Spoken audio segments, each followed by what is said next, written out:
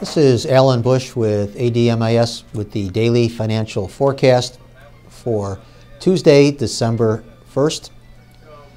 Starting out with the stock index futures, we did see higher prices in the overnight trade.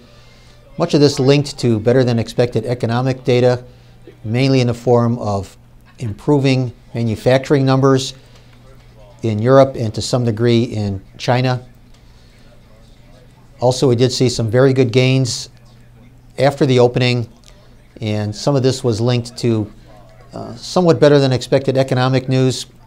Also looked like we may have taken out some buy stops.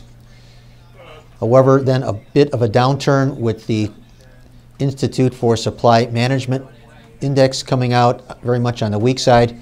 Overall, though, stock index futures performing very well today for the news. Also, we do have a seasonal for December indicating that global equity markets will probably put in a good performance for the month of December. This is a very strong seasonal, so look for world equity markets to put in a very good performance this month. Also, we do believe that longer term that stock index futures are headed higher well into next year. Moving over to the currencies, we did have the dollar index coming under a little pressure in the overnight trade, but those selling pressures were intensified after the ISM report here in the U.S. coming in on the weak side. So the dollar was hurt from an interest rate differential point of view, while foreign currencies, for the same reason, were very much supported.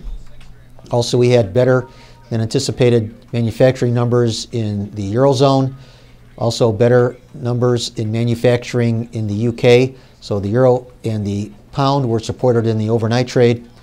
Also, we are seeing the Australian dollar advancing after the Reserve Bank of Australia at their policy meeting left credit policies unchanged with their base lending rate at a record low 2%. And in the interest rate markets, there was a little pressure up front early and some mild gains early at the long end of the curve, but then some good gains developing in the 30-year bonds with the ISM report coming in on the weak side.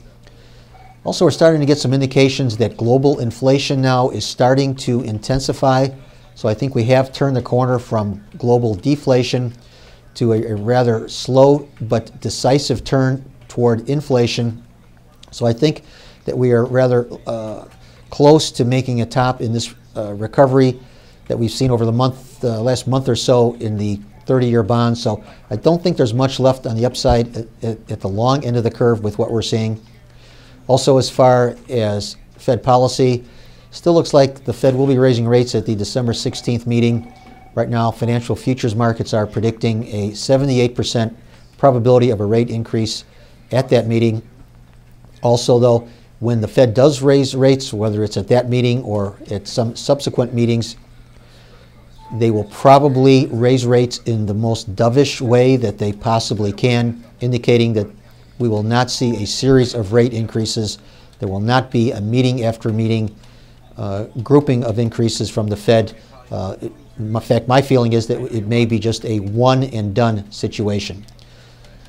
So good trading, everyone. And once again, remember, these are my opinions alone and are not the opinions of ADMIS or Archer Daniels Midland. And